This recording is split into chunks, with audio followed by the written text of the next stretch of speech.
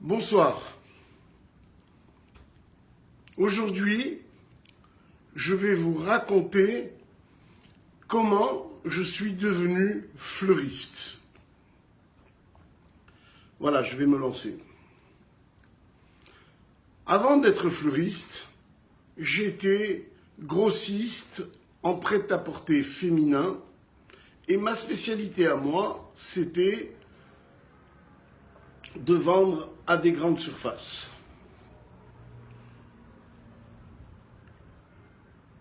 Et voilà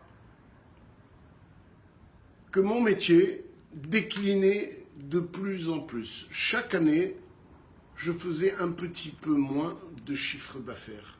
Et je sentais la fin venir. Alors, je ne vous cache pas que j'étais très inquiet et je cherchais une autre ouverture. Alors comme j'ai un petit peu je ne suis pas un juif tunisien normal, je suis un peu fou, j'avais deux rêves. Le premier rêve, c'était d'être batelier. Moi j'ai un petit bateau à Nogent-sur-Marne, et quand je le sortais, je voyais toutes ces péniches voguer. Alors moi je me mettais un petit peu à l'abri parce qu'ils font de grosses vagues.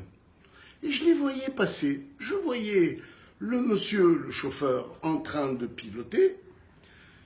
Dans sa péniche, il y avait bien souvent sa moto derrière, sa voiture, etc. Et je voyais sa maison, là où il habitait. Et je voyais aussi de la fumée qui sortait de sa cuisine. Et je m'imaginais que Myriam, elle était en train de me faire un couscous poisson ou une slata meshuya ou je ne sais pas. Et je m'imaginais vivre dans ce décor-là. C'est-à-dire, tout en travaillant, j'étais dans ma maison et tout le long du fleuve, de la Seine, je voyais des beaux paysages, des sols pleureurs. Bon, je rêvais de ça. Et puis j'avais un deuxième rêve, c'est d'être fleuriste. Bon, vous allez me dire que c'est pas très tunisien. Et quand je voyais mon métier décliner, j'avais pensé aussi faire de la pub. Et je vous cache pas que si j'avais fait de la pub, j'avais peur de moi, j'aurais fait un carton plein. Mais la vérité, je voulais pas, j'avais pris de l'âge, etc. Je voulais un métier tranquille. Alors, la première, c'est même pas la peine de parler. Myriam, elle m'aurait pris. Déjà, elle me prend pour un fou. Mais là, elle m'aurait pris comme là. J'ai choisi le deuxième métier. Alors, je vais vous raconter le début de mon histoire. Un jour, j'ai pris mon courage à deux mains. J'ai été chez le fleuriste de mon quartier. Je lui ai dit, voilà, monsieur, je voudrais une composition florale pour une entreprise. Alors lui, qu'est-ce qu'il a fait? Il a mis dans un pot une mousse végétale, imbibée d'eau, et il a planté des trucs et il a fait une belle composition. Moi, je lui ai dit non comme ci, non comme ça. Je l'ai aidé. J'ai pris cette composition, j'ai pris le métro, je me suis arrêté au métro Haussmann et j'étais en pleine inspiration. Je dis à Rabbi, qu'est-ce que je vais faire avec ce bouquet, un juif tunisien avec un bouquet dans les grands boulevards. Warda. Je vois un magasin qui s'appelait un magasin de chocolat, Chocolat Godiva. J'ai pris mon culot à deux mains, j'ai poussé la porte et j'ai vu la personne qui m'a dit bonjour monsieur. Je dis bonjour madame, je m'excuse de vous déranger. Je suis grossiste à Rungis. Je viens vous proposer un abonnement de composition florale où vous avez tous les avantages. Le premier avantage, c'est que je suis 3 fois moins cher qu'un fleuriste traditionnel, d'une part. D'autre part, je me propose de vous livrer tous les lundis, que Dieu fasse pendant un an, cette composition ou quelque chose qui ressemble. Et là, je vous dégage de toutes les difficultés du poste fleur, c'est-à-dire l'achat, l'entretien, le fait de les jeter. Chaque semaine, je passe, j'enlève l'ancien, je donne un petit coup de nettoyage et je vous remets la nouvelle composition. Et en plus de ça, madame, je vous donne la garantie fanée remplacée. Ça veut dire que si mercredi, mon bouquet il fait la gueule, eh bien, automatiquement, vous appelez et on vous le remplace. Elle m'a dit, monsieur, c'est magnifique.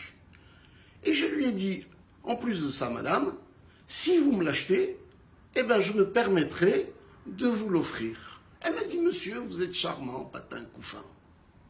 Elle m'a dit, ok, je prends. Combien ça coûte? Je lui ai dit, 1000 francs, parce que c'était encore des francs, 1000 francs pour 4 bouquets. Parce que dans un mois, il y a 4 bouquets. Elle m'a dit, d'accord, ça m'intéresse. Et j'ai dit, surtout, madame, vous n'avez rien à me verser. À la fin du mois, on vous envoie une facture, ou alors vous me donnez votre RIB et on fait un prélèvement. Elle m'a dit, ça me convient tout à fait.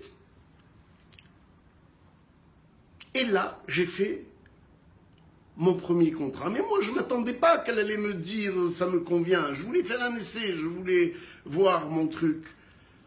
Et la vérité, j'ai tapé dans le mille, comme dans la première vidéo que j'ai fait, mon régime alimentaire.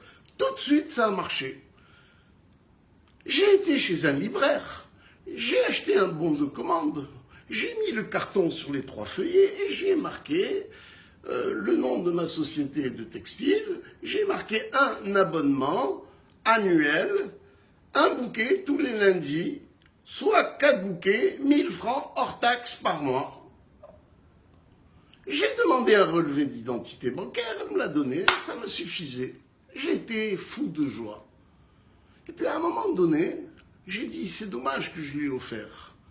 Je vais essayer les autres magasins qui sont à côté. Alors je me suis dit, madame, si ça ne vous dérange pas, je dois montrer cet échantillon à quelqu'un d'autre. Je vous promets de vous le ramener tout à l'heure. Elle m'a dit, d'accord. Je prends l'échantillon, je fais idem dans un magasin à 15 mètres de là. Qu'est-ce qu'elle me dit, la dame? C'est magnifique, je veux. Je fais encore 30 ou 40 mètres. Bref, dans l'après-midi, j'ai fait 4 abonnements. Je retourne chez la première, je lui dis, madame, comme promis, je vous donne. Et j'ai fait ça toute la semaine. Dans la semaine, j'ai fait 30 abonnés. Quand j'ai été voir mon fleuriste, il me dit, hey, mais moi, je ne peux pas te faire 30 bouquets, c'est impossible, tu te rends compte? Et j'ai tout de suite compris que je ne pouvais pas compter sur lui. Alors, qu'est-ce que j'ai fait? J'ai pris quelques mètres carrés dans mon atelier de textile. J'ai mis une annonce dans le Figaro, importante société florale recherche fleuriste. J'ai eu des appels, j'ai fait ma petite sélection et j'ai embauché une fleuriste. Et là, cette femme-là, elle m'a montré toutes les ficelles du métier parce que je connaissais rien. Elle m'a emmené à Rungis, on a fait nos achats et on a livré les 30 bouquets. Ah, c'était un kiff royal. La deuxième semaine, idem, j'ai fait 30. Et la troisième semaine, j'ai fait un peu moins, j'ai fait 25, 26. Bon, Wada, j'ai dû faire une centaine d'abonnés. Alors là, on a commencé à livrer. J'avais 100 bouquets à livrer tous les lundis. C'était déjà pas mal. Et tout de suite, j'ai dit à mon staff textile que mon entreprise allait s'arrêter et que je devais me reconvertir, etc., etc. Et quand je leur ai dit que j'allais être fleuriste, ils ont tous pris la poudre d'escampette et ils ont dit « Ah, Maboulada, il est devenu fou ». Il y a 3 personnes qui sont restées avec moi. Il y a un, il s'appelle Rachid Lourabi, c'est une petite merveille, on s'est super entendu. Ensuite, ma comptable, elle s'appelle Viviane. Et une autre, elle s'appelle Daniel. À nous 3, on faisait la paire. Excusez-moi le... On faisait une très belle équipe. Et quand j'ai compris que ça fonctionnait, j'ai engagé des téléphonistes pour la prise de rendez-vous et des commerciaux. Alors la téléphoniste, elle devait dire « Bonjour monsieur, Nous sommes grossistes à Rungis. Nous proposons des abonnements de composition florale, 3 fois moins cher qu'un fleuriste. Et d'autre part, nous vous enlevons toutes les difficultés du poste-fleur. Et elle brodait un petit peu. Et elle disait, voilà, notre représentant est dans votre région, juste pour vous faire voir quelques échantillons de notre savoir-faire. Et le représentant, il allait, une fois sur deux, y marquer. Au bout de 2 ans, j'ai eu 1000 abonnés. Et ça tournait magnifique. C'était une belle affaire. Et puis moi, j'achetais mes fleurs le samedi. Pourquoi le samedi? Parce que c'est la fin de la semaine. Et les fleurs, à 7 h du matin, par exemple, une botte de fleurs, elle vaut 10 €. Ou 15 francs, je ne me rappelle plus. Bon, bref, le samedi à 10 h du matin, tout chute. Pourquoi? Parce que soit il les soldait, soit il les mettait en chambre froide, en resserre, ça s'appelle, et il les proposait à la vente le mardi. Mais déjà, les fleurs avaient vieilli. Donc, à 10 h, elles perdaient 30% de leur truc. Alors, tous les samedis, j'allais. Alors, Myriam, elle me faisait toute une histoire. Elle m'a dit, juste samedi, tu trouves? Oui, juste samedi, elle trouve moins cher. Qu'est-ce que tu veux chez moi? Et je lui dis, toi, va dans ta synagogue, tu pries pour moi. Et moi, de mon côté, je gagne l'argent pour toi. Bref, le couple infernal. Et là, je vais vous raconter une très belle histoire. Ça se passait un samedi 14 février de je ne me rappelle plus quelle année. C'était le jour de la Saint-Valentin, où la rose, elle coûte 1 € prix grossiste et 3 € chez les fleuristes. Je vais, moi, pour acheter mes compositions, je comprends rien, moi, à Saint-Valentin. Et là, je vois un, il s'appelle Pascal, complètement affalé. Je lui ai dit, écoute Pascal, pourquoi tu fais cette tête? Il m'a dit, tu sais pas ce qui m'arrive. Les fleurs qui devaient arriver hier pour que je puisse les vendre, elles sont arrivées seulement ce matin. Et elles n'ont plus de valeur. Parce que une fois que le train il est passé, c'est fini. J'ai dit, tiens, combien? Il m'a dit, j'ai 100 000 roses que je comptais vendre à 1 €. 100 000 €. J'ai dit, putain, tu es dans la merde. Et sur une petite voix, il me dit, ça t'intéresse pas, toi? J'ai dit, à combien tu me les fais? Il m'a dit, écoute, moi je les ai achetés à 0,40. Je te les vends 0,40. J'ai dit, non, il m'a dit, écoute, je vais te faire un super prix, je te les fais à 0,30. Je dis, mais je t'ai même pas répondu. Oui, non, déjà, tu baisses le prix. Il m'a dit, j'en peux plus, il faut que je libère. Je dis, non, ça ne me convient pas. Il me dit, 0,28. Je ne peux pas te descendre plus bas parce que, à plus bas, elles vont se faire détruire et moi, j'obtiens un crédit d'impôt. Vous savez, c'est comme ça chez les fleurs. Il y a la montre et quand une fleur, elle descend trop bas dans son cours, ils préfèrent la détruire pour ne pas faire baisser les cours. Bref, il m'a dit, je te l'ai fait à 0,30. J'ai dit, ça ne me convient pas. Il m'a dit, mais alors, à combien tu veux? J'ai dit, écoute, à 0,40, moi je fais une très bonne affaire. Je ne veux pas te les payer à 0,30. Il m'a dit, tu es fou, je t'ai dit 0,30 et toi tu me dis 0,40. Et là, je me suis souvenu d'un précepte qu'un rabbin à Tunis, il nous avait fait. Il faut jamais écraser quelqu'un qui est dans la merde. Au contraire, il faut l'aider. Parce qu'en l'aidant, vous vous aidez vous-même. Alors il m'a dit, tu es sûr, 0,40? J'ai dit, allez, vas-y, tu peux emballer. Tout de suite, avant que je le regrette, il m'a pris pour un fou, le mec. Il m'emballe. J'arrive à l'atelier. Et je prépare toutes mes compositions pour lundi. Et là, j'ai donné double dose de roses à tous mes clients. Et mes clients, ils ont cru que j'offrais des roses de la Saint-Valentin. Ils croyaient que j'étais amoureux d'eux. J'ai reçu plein d'appels, merci, merci, des voix douces, etc. Il fallait pas, etc. Bref, j'ai fait un carton. Alors, j'étais très content. Et la semaine d'après, à Odia Daoud, samedi, je me présente à Rungis pour acheter mes fleurs comme d'habitude. Et là, dès que j'arrive, il y a le patron du syndicat des fleurs qui me dit « Pérez, viens ici, vous êtes convoqué au bureau. » Ah, chez Rochaloum, qu'est-ce que j'ai fait encore? J'ai tout bien fait. Qu'est-ce qu'il veut chez moi? Pourquoi je suis convoqué? Ah, j'ai dit, bien, finalement, Myriam, elle avait raison. Il ne faut pas acheter les fleurs le samedi. Tu vois, elle va me dire, tu vois, tu as acheté samedi les fleurs. Voilà, les problèmes, ils vont venir. Et je commençais à être conditionné à avoir une réprimande. Je rentre dans son bureau, il ferme la porte. Il me dit, Pérez, c'est vrai ce que j'ai entendu de Pascal, là? Je dis, qu'est-ce qui arrive? Il m'a dit, non, il t'a proposé 0,30 parce que les fleurs, elles sont arrivées en retard, et toi, tu lui as dit 0,40.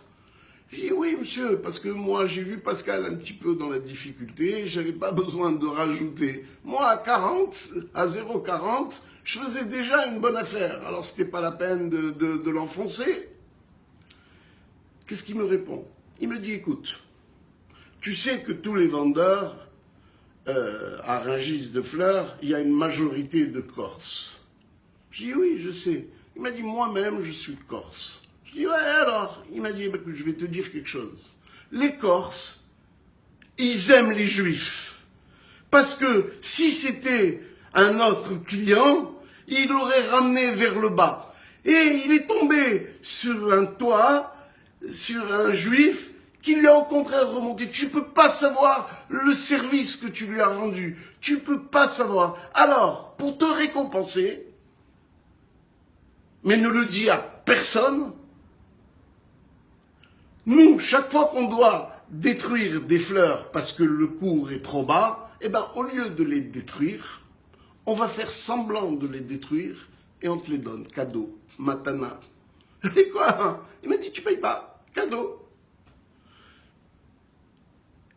Et à partir de cet instant-là, j'ai réalisé que toute ma matière première, je n'allais pas la payer. Alors, imaginez-vous, un restaurateur qui ne paye pas ses entrecôtes. Pour moi, c'était... Donc j'ai été devant la machine qui détruit les fleurs, je me suis servi, j'ai rempli mes camions et j'ai fait mes compositions.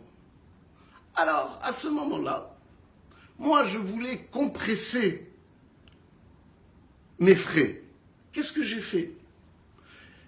Les représentants, ils me maquaient chaque année. Alors, qu'est-ce que j'ai fait? J'ai pris mon bon de commande et j'ai dit, à partir de maintenant, je fais une loi.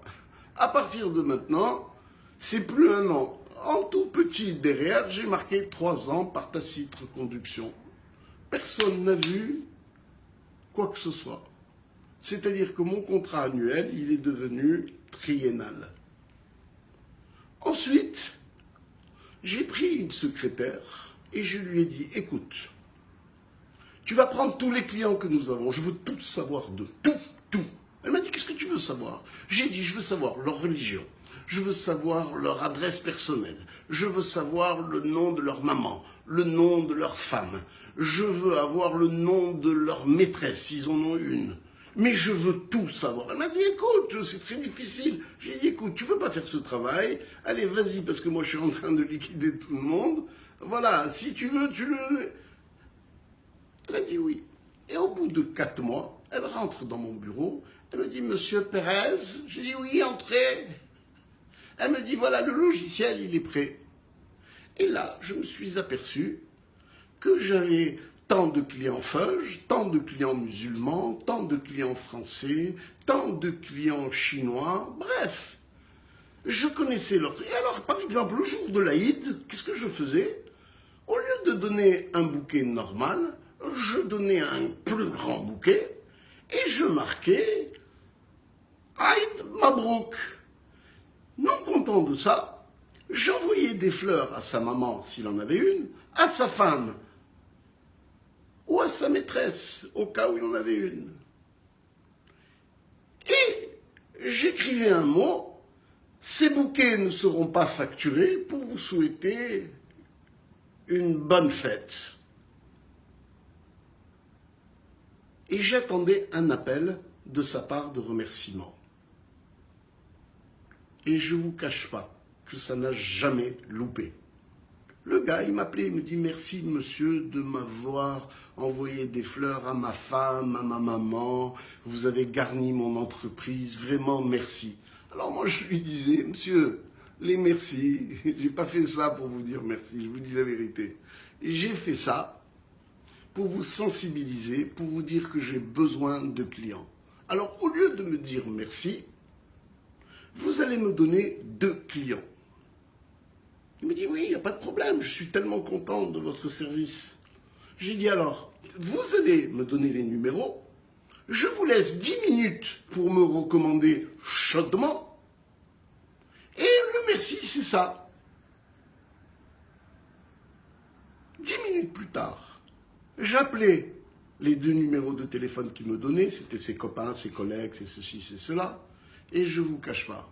J'étais dans un boulevard. J'avais même plus besoin de me déplacer. J'envoyais mon contrat par fax, je le recevais par fax, je recevais le RIB et c'était une affaire. J'avais plus besoin ni de commerciaux, ni de téléphonistes, ni de Baba Sidi. J'avais besoin de rien du tout. Alors, vraiment, ça tournait bien. La moralité de cette affaire-là, c'était quoi? C'est quand vous faites du bien, vous recevez du bien. C'est ça la moralité de cette histoire-là.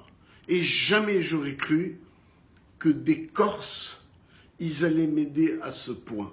Jamais j'aurais cru que des musulmans allaient m'apporter autant de clients. Les Flages aussi m'ont apporté, les Français aussi, mais surtout les musulmans. Ils m'ont apporté, vous ne pouvez pas savoir, quand on considère ces gens-là, comment, c'est comme l'hospitalité qu'ils ont. C'est incroyable. Alors, j'ai presque fini ma vidéo. Vous avez bien écouté la moralité de cette affaire-là. Et n'oubliez pas, comme d'habitude, les commentaires. C'est même pas la peine, les likes, je ne les vois même pas. Sachez que moi, je me nourris de vos commentaires. Je fais un kiff. Au moment où je vous parle, la vérité, j'ai tout donné. Essayez de me rendre un petit peu. Allez, bye bye.